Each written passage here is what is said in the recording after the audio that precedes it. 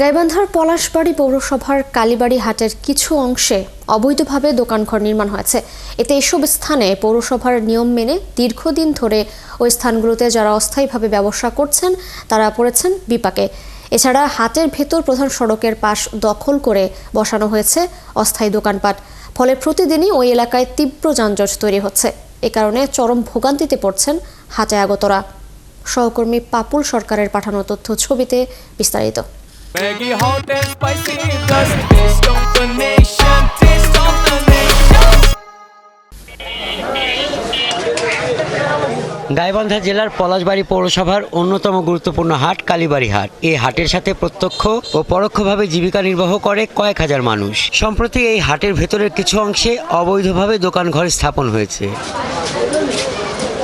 এছাড়া বাজারের ভেতরে সরকারিভাবে তৈরি হওয়া সেটের ভেতরেও দোকান বরাদ্দ নিয়ে রয়েছে নানা অনিয়ম অভিযোগ।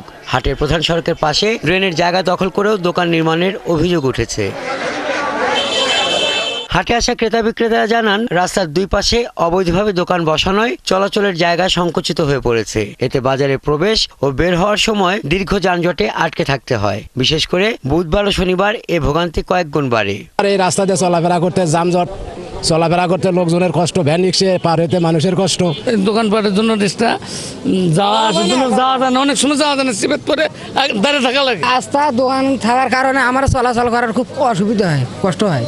হাটের নিয়ম মেনে ব্যবসা করাদের অভিযোগ, প্রশাসন অন্যায় দেখেও অবৈধভাবে নির্মিত দোকানগুলো এখনো উচ্ছেদ করেনি। আমার টামটুকলা ওটি আর ওর দোকানের টামটুকলা ওই জায়গায়, তা আসে ফিরে আবার আমরা যেরকম দোকানদারি ওই রকম দোকানদারি করেছি।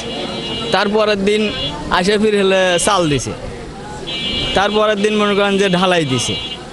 এটা হাটের ইজারাদার বা হাটের লোকেরাই হাতে দিছে। এখানে শামীম ভাই এক রাতে মনে করে দোকানটা দিয়েছে। আজ 4 দিন আগে মনে করে দোকানটা করে গেছে। রাত 2টার দিকে দোকানটা চালু করছে, মনে করে ঝাপটাপ সব লাগাইছে রাত 2টার দিকে। আমরা সকালবেলা এসে দেখি এই ঘর হয়ে গেছে।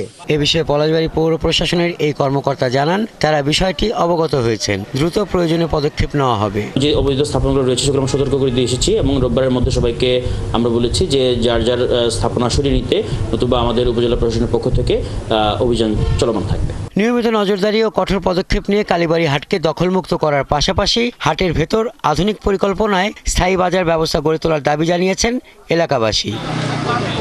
হাসান আহমেদ, ৭১।